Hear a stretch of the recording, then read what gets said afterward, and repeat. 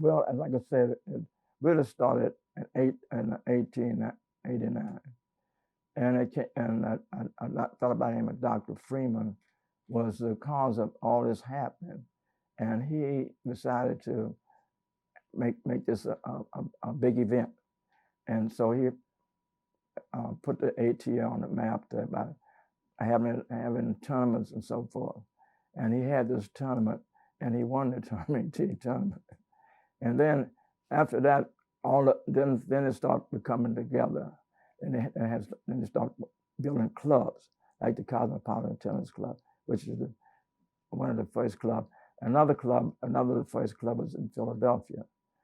I think that was a little bit before the Cosmopolitan, and then all the other places and the 20s and so forth start building their club.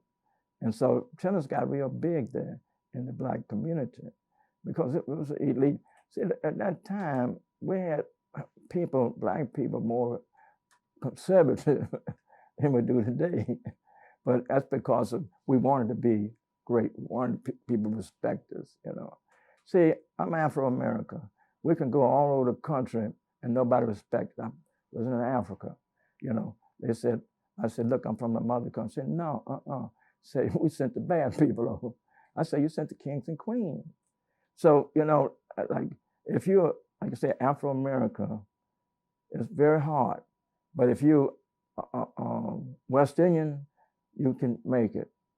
If you Puerto Rican, Dominican Republic, you can make it because they got a country. See, we don't have a country today. That's one reason it's so hard for her to really get ahead, because everybody looked down on us. And it's like the same in the tennis world. And so this is what happened. Anywhere we go, you know, other people, Puerto Rican, all other groups, they can go to those places. You know? So last time I went to Puerto Rico and I go into the bar, and you can't come in here. So, you know, so I saw a lot of people struggle on trees when I was a kid going to school. When I was about 7, 8 years old, I might cross the street. People drug through the street with a route, Ku Klux Klan right behind me. So you get all of that. See, but you look at it, you know, my grandmother said, no. See, my grandmother was Indian, and she was, she lived in Mobile, Alabama. That's where I went, my father. See, my mother died, and my father sent me to his grandmother. See, and so she collaborated with a white fellow named Robert Ryland, who owns a lot of part of Mobile, Alabama. And so what happened, if you're Indian, you had to put down Negro, because what happened, either you go to Oklahoma. She didn't want to go to Oklahoma. She wanted to stay in Mobile because the people in Oklahoma, it was very bad there. So this is what happened. And I have an uncle who's a commanding officer in the Navy way back there, because he died in 1919.